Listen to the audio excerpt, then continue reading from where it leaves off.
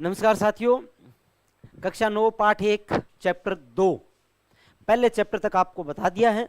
अब बात करेंगे मेवाड़ में क्रांति की गूंज किस रूप में हुई। देखो, इसमें मेवाड़ की जनता में भी अंग्रेजों के विरुद्ध काफी रोष था। मेवाड़ के अधिकांश सामंत ब्रिटिश सत्ता के विरोधी थे। नसीराबाद में हुई क्रांति की सूचना उदयपुर पहुंच चुकी थी, अतः मेवाड़ की फौज भी अंग्रेजों के विरुद्ध विद्रोह करने के लिए लगभग तैयार थी। किंतु मेवाड़ के महाराणा की सूझबूझ ने अंग्रेज कप्तान सावर्स को कठोर रुख ने स्थिति को बिगड़ने से संभाल लिया। इस समय महाराणा व कंपनी की सरकार दोनों को ही मेवाड़ के सामंतों में से भय था। दोनों ही मेवाड़ के सामंतों से डर रहे थे। इस प्रकार दोनों ने एक दूसरे का सहयोग देने की बात करी। और हुआ क्या, देखो क्या बात हुई।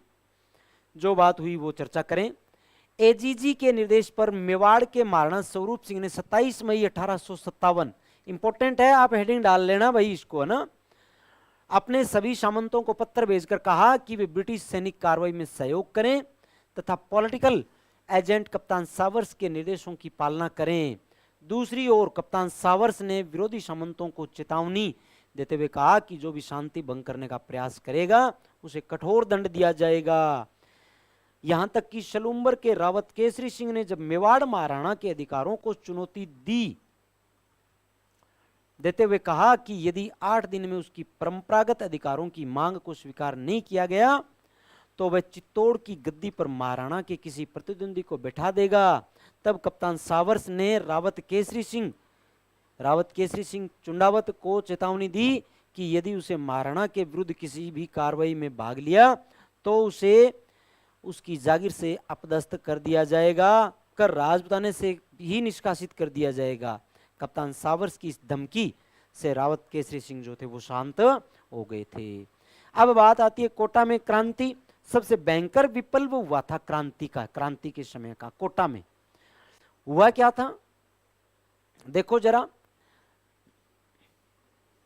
कोटा में क्रांति, राजस्थान के राज्यों में 1857 की क्रांति कोटा का महत्वपूर्ण स्थान है।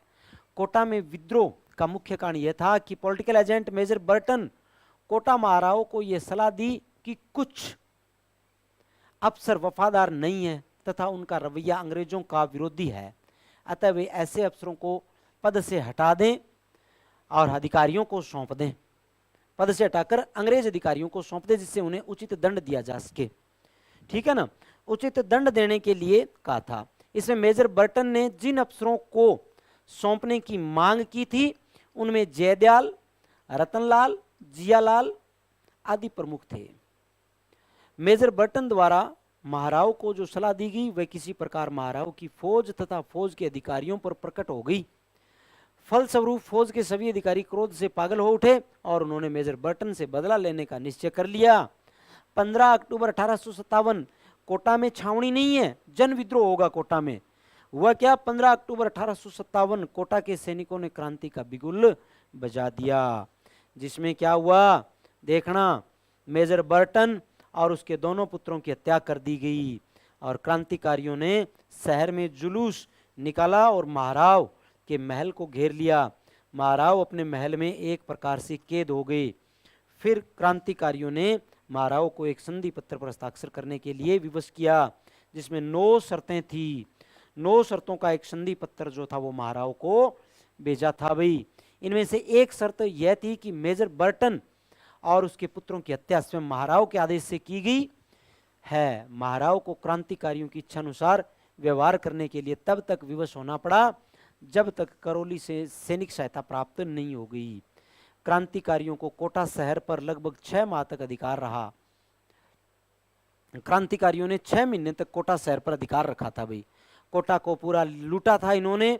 और अंततः हुआ क्या था भाई, देखो यह स्थिति तब तक बनी रही जब तक मेजर H.G. रॉबर्ट्स नसीराबाद से 5500 सैनिक लेकर 22 मार्च 1858 को चंबल के किनारे पहुंचे। उसने तोपों से क्रांतिकारियों पर धुआंधार गोले बरसाए, उन्हें कोटा से बाहर भागने पर विवश कर दिया गया। तब जाकर कोटा पर क्या हुआ भाई, इनका अधिकार हुआ था। कोटा क्रांतिकारियों से मुक्त हुआ था। आगे देखो भाई, अन्य राज्यों में क्रांति की गूंज कैसे हुई? अन्य राज्यों में क्रांति की गूंज। 1857 की क्रांति केवल मारवाड़, मेवाड़, कोटा तक ही सीमित नहीं रही, अपितु इनकी गूंज राजस्थान के अन्य राज्यों में भी सुनाई दी थी। भरतपुर जो आगरा व मथुरा से काफी निकट है, क्रांति के समय अशांत रहा। मथुरा में विद्रोह हो जाने के बाद भरतपुर शहर में उत्तेजना फैल गई और भरतपुर की सेना ने भी क्रांति का बिगुल बजा दिया। भरतपुर के महाराजा ने वहां के पॉलिटिकल एजेंट मेजर मॉरिसन को भरतपुर छोड़कर जाने की सलाह दी। मॉरिसन यहां से भरतपुर छोड़ के आगरा की ओर प्रस्थान कर जाएंगे, क्योंकि महाराज जो को यह आशंका थी कि उनकी उपस्थिति से नीमच के क्रांतिकारी भरतपुर पर आक्रमण कर सकते हैं। महाराजा की यह सलाह मेजर मॉरिसन भरतपुर छोड़कर चला गया। क्रांति की अवधि में भरतपुर रियासत की स्थिति बड़ी विषम थी। क्रांतिकारियों की अनेक टुकड़ियां भरतपुर की सीमा से होकर गुजरी। भरतपुर की गुजर व मेवाती जनता ने में भी क्रांति में पीछे नहीं रही, उसने खुलकर क्रांति में भाग लिया। जब पड़ोसी आगरा जिले में अंग्रेजों की शक्ति, आगरा किले में अंग्रेजों की शक्ति वहां के लाल किले की 4 दीवारी तक सीमित हो गई, तो भरतपुर की जनता के मन में यह विश्वास भर गया कि अब भारत में ब्रिटिश सत्ता समाप्त होने जा रही है। आगे देखो भाई विशेष बात क्या थी। धौलपुर रियासत में भी गंभीर उपद्रव हुए। अक्टूबर 1857 के प्रारंभ में ग्वालियर और इंदौर के क्रांतिकारियों की संयुक्त सेना धौलपुर में प्रवेश हो गई थी। आगे देखो, धौलपुर में इन क्रांतिकारियों ने राव रामचंद्र और हीरालाल के नेतृत्व में राजा की अधिकांश तोपों पर अधिकार कर लिया और उनकी सहायता से आगरा पर आक्रमण कर दिया था। यह स्थिति तब तक बनी रही जब तक दिसंबर में पटियाला के शासक द्वारा भेजी गई सेना सहायता से धौलपुर में व्यवस्था स्थापित नहीं हो गई। आगे देखो, जयपुर में महाराव को उनके एक पदाधिकारी राव शिव सिंह ने यह सलाह दी कि वे अंग्रेजों तथा मुगल बादशाह बहादुर शाह दोनों से मित्रतापूर्ण संबंध बनाए रखें, किंतु उनके प्राइवेट सेक्रेटरी पंडित शिवदीन ने महाराजा पर अंग्रेजों का साथ देने के लिए जोर डाला।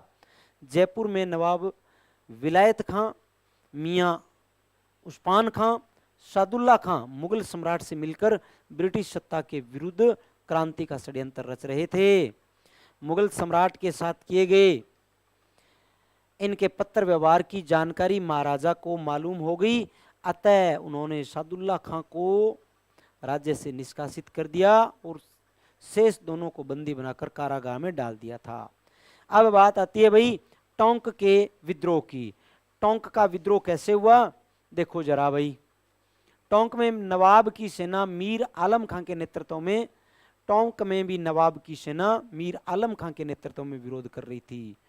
टोंक का नवाब अंग्रेजों के साथ था, मगर नवाब की सेना ने नीमच के क्रांतिकारियों को टोंक आने के लिए आमंत्रित किया था। उनकी सहायता के लिए नवाब के किले को घेर लिया और भरपूर सहयोग यहाँ पर दूसरे सैनिकों का इनको प्राप्त हुआ था। टोंक के राजा जो थे वजीरुद्दौला, उनके मामा थे मीर आलम खां। मीर आलम खां क्रांतिकारियों का साथ दे रहे थे और वजीरुद्दौला जो थे वो अंग्रेजों का साथ दे रहे थे। यहाँ पर आगे देखो, सलूम्बर और कोठारिया का योगदान क्या रहा था।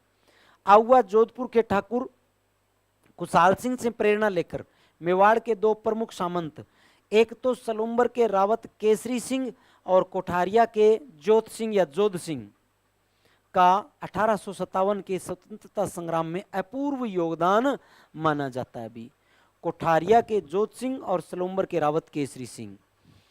यह सही है कि मारवाड़ के सामंतों की भांति मेवाड़ के सामंतों ने खुलकर क्रांति में भाग नहीं लिया, किंतु अंग्रेजों का विरोध करने वाले क्रांतिकारी नेताओं तथा ब्रिटिश सत्ता के विरोध में जागीरदारों को सलूम्बर और कोठारिया के रावतों ने अपने यहाँ शरण दी।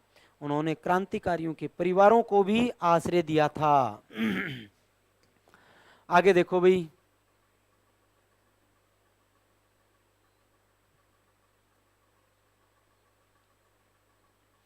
आहुआ के ठाकुर कुशाल सिंह निरी अवस्था में इधर उधर भटक रहे थे। देखो, आहुआ के ठाकुर कुशाल सिंह निरी अवस्था में इधर उधर भटक रहे थे, तब कोठारिया के जोत सिंह ने उनको गले लगाया। उन्होंने कोठारिया में पेशवा नाना साहब और उनके परिवार को भी शरण दी थी। ठीक है ना। आगे, अगस्त 1858 तक समस्त भारत में विद्रोह को कुचल दिया गया। नवंबर 1858 में ईस्ट इंडिया कंपनी ने भारत का शासन ब्रिटिश ताज को सौंप दिया। ये ब्रिटिश क्राउन को यहाँ पर शासन सौंप दिया गया था भाई। शासन ब्रिटिश क्राउन ने यहाँ पे अपने हाथ में शासन ले लिया था, या कंपनी ने सौंप दिया था। ब्रिटेन की महारानी विक्टोरिया की ओर से भारत के सभी नरेशों के अधिकारों एवं विशेष अधिकारों को सुरक्षित रखने का आश्वासन दिया गया था। उदयपुर महाराणा ने इसका स्वागत भी किया था। आगे देखो, 1857 की क्रांति की असफलता के कारण क्या क्या कारण थे। देखो भी, क्रांति की असफलता के कारण में पहला, राजस्थान के राजाओं ने अंग्रेजों के प्रति अपनी झुकने की प्रवृत्ति का परिचय दिया था। राजस्थान के राजाओं द्वारा अंग्रेजों का साथ दिया गया था, अंग्रेजी सेना का साथ यहाँ पर दिया गया था। इसमें लगभग सारे शासक ही थे भाई। आगे, राजस्थान के विद्रोहियों में आपसी एकता और संपर्क का अभाव था। कोटा, नसीराबाद, भरतपुर, धौलपुर, टोंक आदि में अलग अलग समय पर क्रांति होने के कारण अंग्रेजों को विद्रोहियों से निपटने के अवसर प्राप्त हो गए। अगर क्रांतिकारी एक साथ एक समय पर अगर आक्रमण करते ना, तो सिस्टम जो था वो अलग ही कुछ होने वाला था भाई। आगे, मारवाड़, मेवाड़ और जयपुर आदि के नरेशों ने तात्या टोपे को किसी प्रकार का सहयोग नहीं दिया था। राजस्थान की 18 रियासतों में संगठन और एकता का अभाव था। नेतृत्व के लिए जब मेवाड़ के महाराणा से संपर्क किया तो नेतृत्व प्रदान करने के बजाय उन्होंने शासकों के पत्र व्यवहार संबंधी सारे कागजात ब्रिटिश अधिकारियों को सौंप दिए। राजस्थान अनेक देशी रियासतों में बंटा हुआ था, अनेक देशी रियासतों में बंटा हुआ था।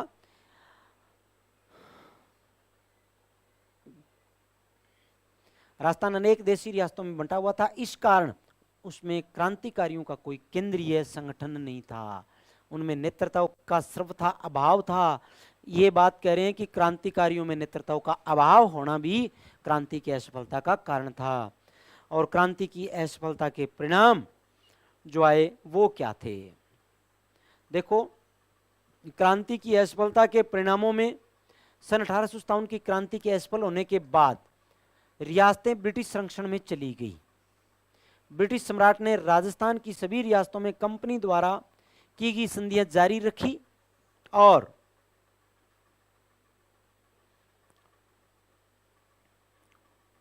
राजस्थान की जनता पर अब गुलामी का दोहरा अंकुश हो गया।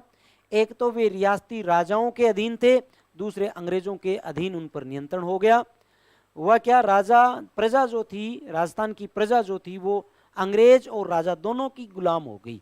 अब दोनों के द्वारा जनता प्रताड़ित होना शुरू कर देती है।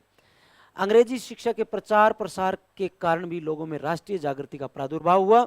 स्वधर्म, स्वदेशी, स्वराज, स्वभाषा के फलस्वरूप लोगों में क्रांति की भावना पुनः पल्लवित हुई। इस भावना का बल प्रदान करने वालों में अर्जुनलाल सेठी, केसरी सिंह बारठ, गोपाल सिंह खरवा आदि अग्रणी माने जाते हैं।